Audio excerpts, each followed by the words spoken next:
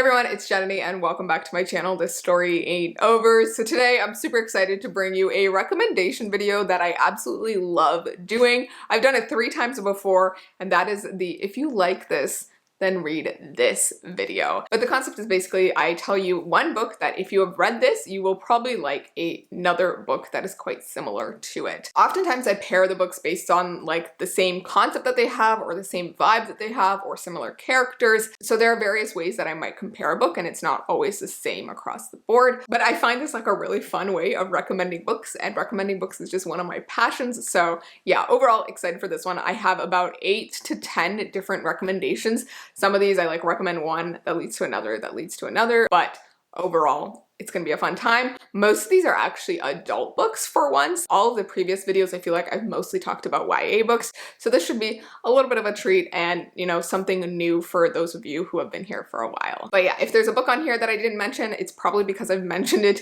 in a previous video, so definitely go check those ones out. So without further ado, let's jump into these recommendations. So I'm not gonna go too in depth into each of the like plot summaries of these books, but the first book that I have is if you liked The Stationery Shop by Marjan Kamali, which is basically a historical fiction romance. Part of it is set in the 1950s in Tehran during political upheaval, and it follows these star-crossed lovers. If you liked this, you will probably also really love Next Year in Havana by Chanel Clayton. This one is also set in dual timelines like The Stationery Shop, but it deals with Cuban history and the Cuban Revolution as well. And although this one has 2 different romances in the 2 different timelines and follows different characters, it still has that element of long lost love and the pining and everything, and also a really long hard look at the idea of nationality and the political aspects of the history that they're set in. This one like made me cry by the end, and this one I'm actually in the middle of, and I have a feeling it's gonna make me cry as well. We're reading it for the Reading Color Book Club. I don't know when this video is going to be going up, but probably close to the end of the month, and I know a lot of you are enjoying it. So yeah, if you've read this, you'll probably also enjoy The Stationery Shop. So that is one good pairing, but I also have another recommendation for The Stationery Shop. If you love this, you might also really love The Henna Artist by Alka Joshi. These two are quite a bit different. This one is completely set in history. It is set in the 1950s in India, and it follows a woman who sort of flees a terrible marriage and goes to Jaipur and becomes a henna artist for all these wealthy women, but she also deals in sort of the gossip and secrets. What I think is sort of similar about these two is that they're both set in like a historical landscape. This one definitely has less of a romance in it than The Stationery Shop, but I think where the similarities are is with the main characters and sort of the personal journey that these women go on. There's a really big examination and sort of dive into the concept of motherhood in The Stationery Shop, and The Henna Artist also does a similar dive as well. The main character is forced to sort of take care of her younger sister who sort of shows up out of the blue, but there's also this idea of like pregnancy and unwanted children and trying to be a mother and not being able to be a mother and that sort of concept. So I feel like these sort of connect on those levels. So I feel like if you enjoyed one, you probably might enjoy the other, but just be warned that The Henna Artist doesn't have as much of a romance. All right, this next one is a comparison that I hesitate to make because I don't want you to hold it too closely. It is a vague comparison, but I do think the comparison is there. So if you loved The Invisible Life of Addie LaRue by Victoria Schwab, you may possibly also really enjoy The Inheritance of Orquídea Divina by Zoraida Cordova. These are quite different books. This one involves like many characters, all descended from this one woman named Orquídea Divina.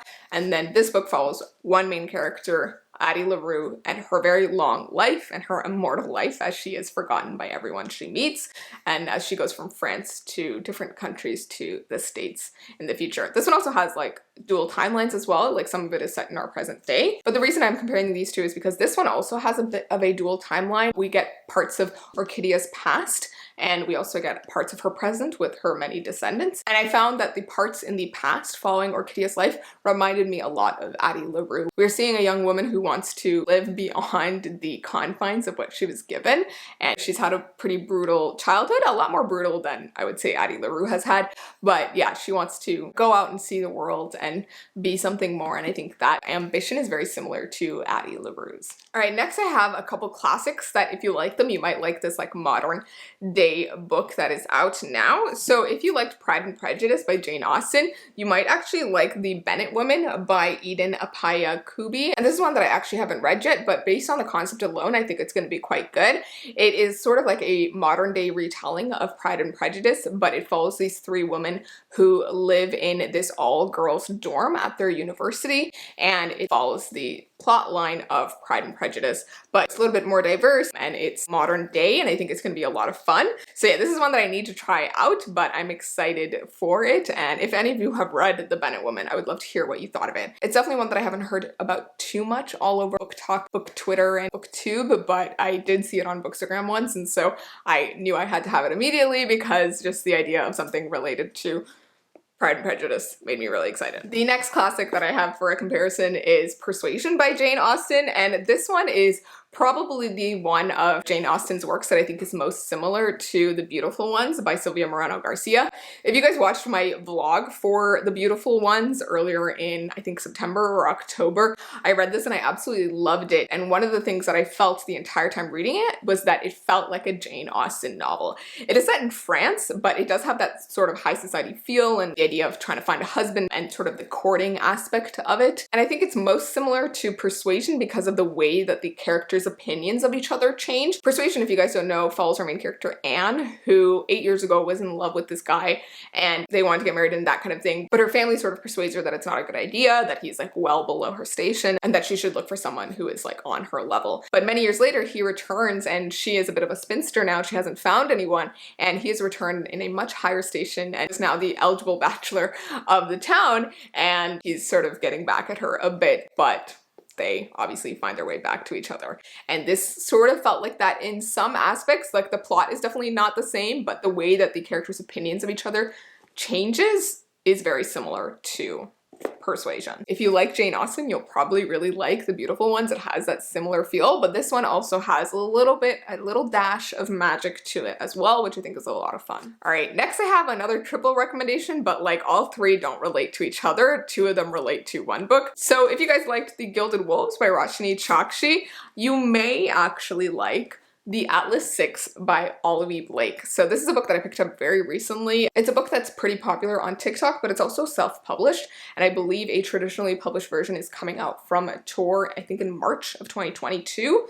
But as I was reading this and like experiencing the different characters, there are 6 different main characters to this, the way that they were sort of written and like the depth and attention that is given to each character, and they're a very like diverse set of characters, it really reminded me of The Gilded Wolves and how Roshani Chokshi pays so much attention to these 5 or 6 different main characters and their specific wants and likes and ambitions. And I was just so compelled by all the characters in The Gilded Wolves and felt the very same way about the characters in The Atlas 6.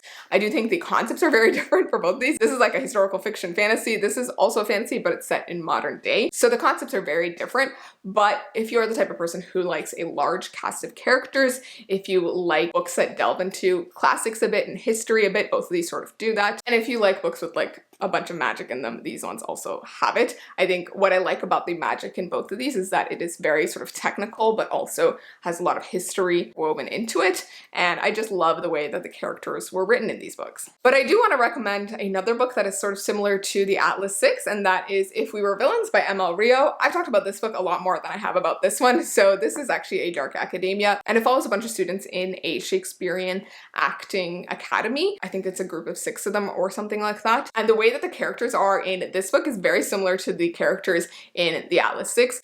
The characters in both books are very pretentious, they are all academics, they all have very intertwining relationships and you don't know who's really in love with who, and they're all also very like backstabby and betrayal-y, which I found interesting. This one is obviously a fantasy and it has like the magical aspect to it that this one doesn't, but I think both of them have like really strong literary influences, and just the dark academia vibe is very similar as well, and there's like the murder aspect to both of them. So yeah, I feel like if you liked one, you probably would like the other, but I would steer clear of this one if you're not into like magic or fantasy. All right, next I have like 3 different modern day books that you might like if you like one or the other, that are also very similar to some classics that I love. So those classics are Wuthering Heights by Emily Bronte and Jane Eyre by Charlotte Bronte. So these are both gothic horrors, and if you are familiar with gothic horror, it's like a specific section of like horror that sort of involves a romantic relationship in addition to the horror aspect, and also usually involves like someone living in a house or coming to live in a new house and facing sort of horror aspecty things. So both of these sort of have that. This one is less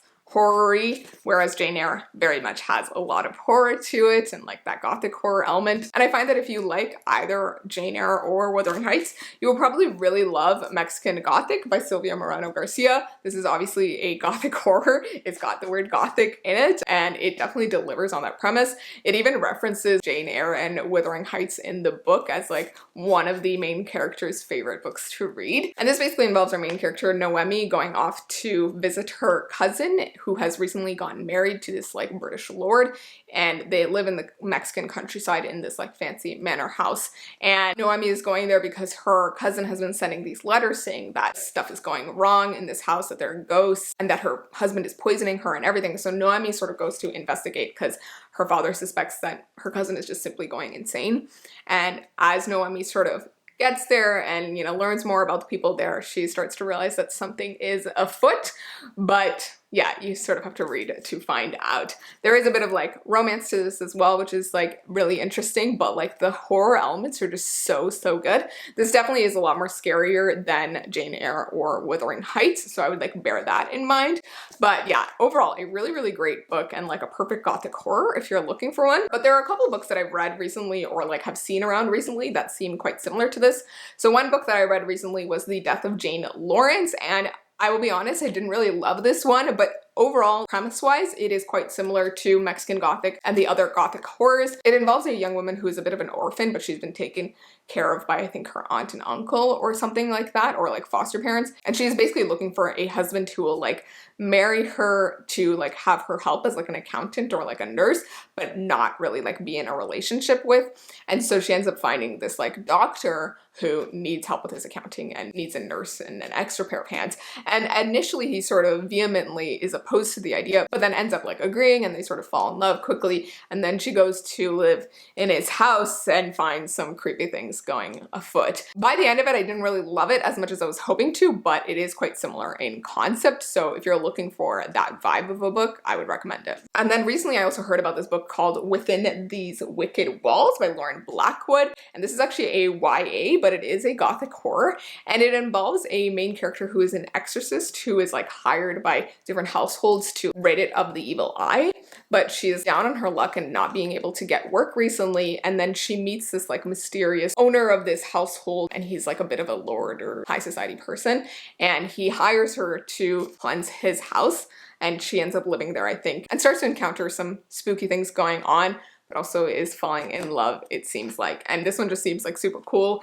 I just love the cover of this one. So yeah, excited to see if I'll enjoy this one as much as I loved, you know, Mexican Gothic and the other Gothic horrors. All right, and now I'm on to my last recommendation, and this is a little bit of a romance recommendation. So if you liked Take a Hint, Danny Brown by Talia Hibbert, then you might actually like The Love Hypothesis by Ali Hazelwood, and vice versa. So if you like this, you might also like this. The reason I'm comparing these two is because they're both like really cute romances with some steamy bits to them, but they also both involve a fake dating relationship, and they also both follow a main character who is doing a PhD. So if you're looking for that dash of academia to both of these, and you're looking for a fake dating romance to just fall into, I think both of these are fantastic. I finished and read this one and love this one. It's probably my favorite of Talia Hibbert's books. This one I'm currently in the middle of reading and really loving. So yeah, I feel like the comparison is very much there, and if you liked one, you will probably like the other. All right, but those are all the books that I wanted to recommend today. I really hope you guys enjoyed this video. I absolutely love this form of recommending books, and the fact that I've done 3 versions of this before, it really speaks to that. So yeah, if you would like me to do another one of these in the future, definitely let me know in the comments, and, you know, leave a book that you'd like to see a comparison for. But I would love to hear from you guys. If there's a book on this list that I mentioned that you think there's another book that you could read if you like that, I would love to hear that down below. And if there's a book that you know that I've loved previously that you think there's another book I might enjoy, please leave it down below, because I love hearing your recommendations as well. Thank you so much for watching. I will see you in my next video, and please remember that the story ain't over. Bye!